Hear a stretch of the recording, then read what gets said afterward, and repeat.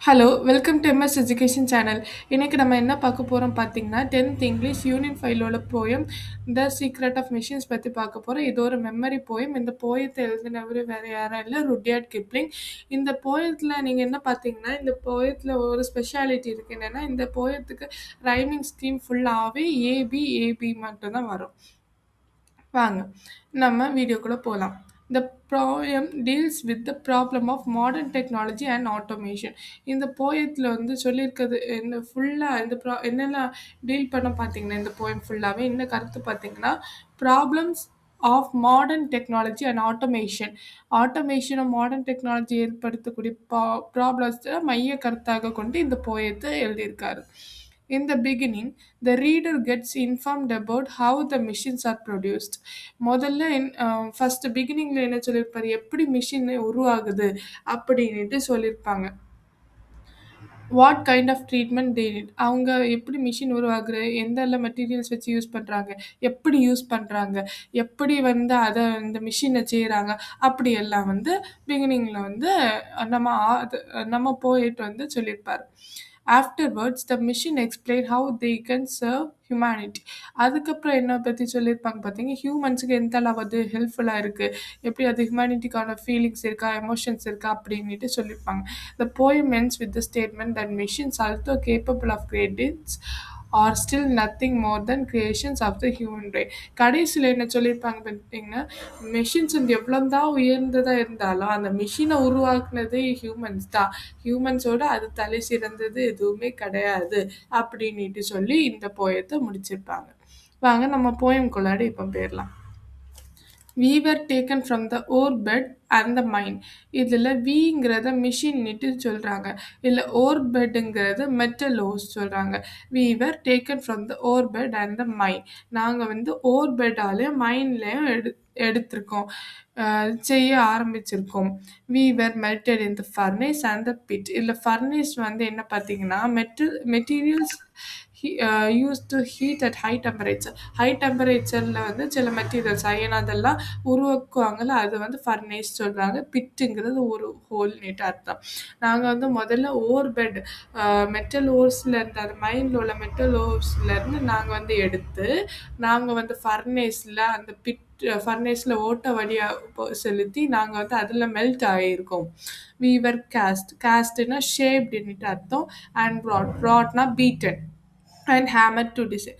அதுக்கப்புறம் என்ன பண்ணியிருக்காங்க, அதை வந்து ஒரு இந்த ஷேப்புக்கு உருவாக்கணும்னு சொல்லி அந்த இதில் பீட் பண்ணுறாங்க. அந்த மெல்ட் பண்ணியிருப்பாங்களா அந்த இடத்துல வந்து ஒரு ஹேமர் வச்சு பீட் பண்ணி கரெக்டான இந்த டிசைனுக்கு கொண்டு வர்றதுக்கு அதை பீட் பண்ணுறாங்க. வீவர் கட் அண்ட் ஃபைல்டுனா ரப்டு வித் சானிட்டு அர்த்தம்.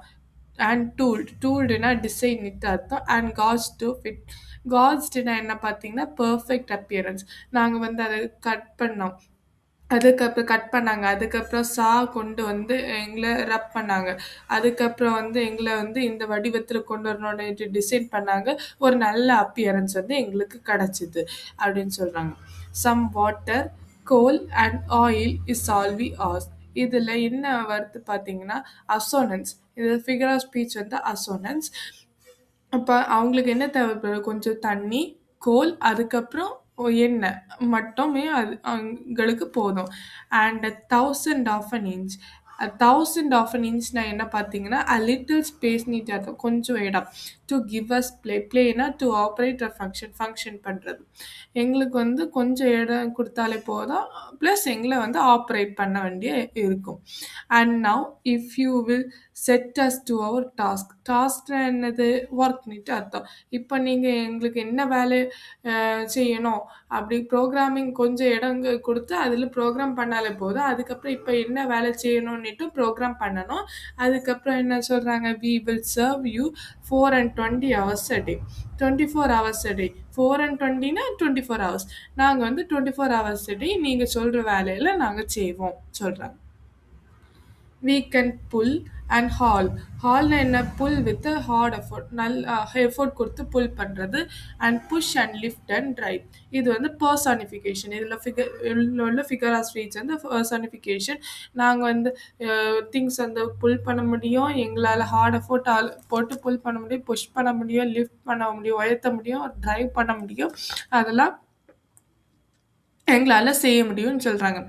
we can print and plow and weave and heat and light. எங்களால் பிரிண்ட் பண்ண முடியும், உழவர்கள் மாதிரி உழ உழ செய்ய முடியும், அந்த வயலில் வந்து உழ முடியும். நாங்கள் எங்களால் வீவ் பண்ண முடியும், ட்ரெஸ் எல்லாம் ஸ்டிச் பண்ணுற மாதிரி வீவ் பண்ண முடியும். அதுக்கப்புறம் ஹீட் பண்ண முடியும், அதுக்கப்புறம் லைட் பண்ண முடியும். we can run and race and swim and fly and dive. எங்களால் ஓட முடியும், ரேஸில் ஓட முடியும், ரன் பண்ண முடியும், ரேஸ் பண்ண முடியும், ஸ்விம் பண்ண முடியும், ஃப்ளை பண்ண முடியும், டைவும் பண்ண முடியும். we can see and hear and count and read and write. எங்களால் பார்க்க முடியும், கவுண்ட் பண்ண முடியும், ரீட் பண்ண முடியும், ரைட்டும் பண்ண முடியும். இது இந்த ஃபிகர் ஆஃப் ஸ்பீச் என்ன வருது பார்த்தீங்கன்னா இமேஜரி வருது. But remember please the law by which we live.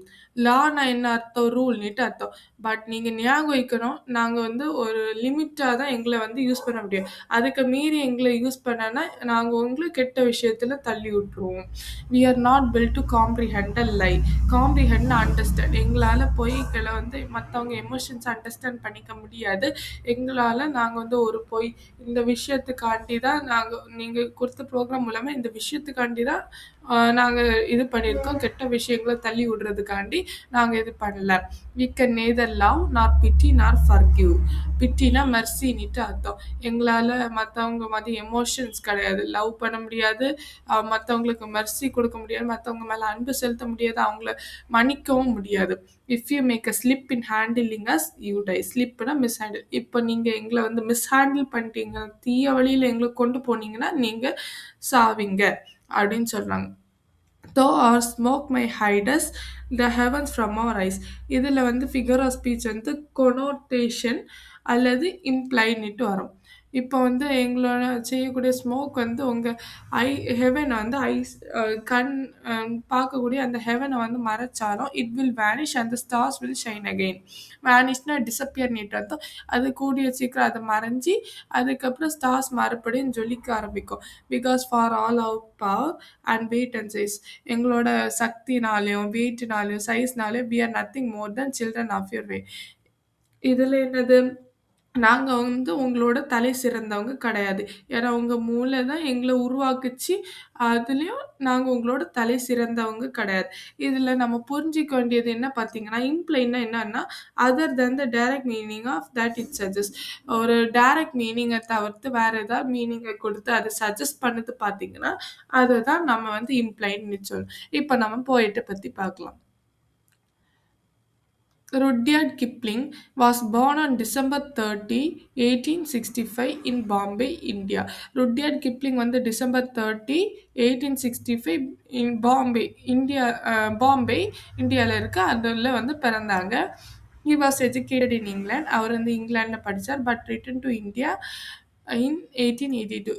1882ல் வந்து இந்தியாவுக்கு திரும்ப வந்துட்டார். A decade later, Kipling married Caroline Ballister and settled in Brattleboro, Vermont, where he wrote The Jungle Book 1894 among a host of other works. அதுக்கப்புறம் கொஞ்ச நாள் கழிச்சு decade கழிச்சு Kipling வந்து கரோலின் பாலிஸ்டரை வந்து கல்யாணம் பண்ணி பிராட்டில்ப்ரோ வெர்மாண்டில் உள்ள பிராட்டில்ப்ரோங்கிற இடத்துல வந்து செட்டில் ஆகிட்டாரு. அங்கே தான் அவர் வந்து ஜங்கிள் புக் 1894 ஜங்கிள் புக்குங்கிற இதை எழுதினார். Among a host of other works that made him hugely successful.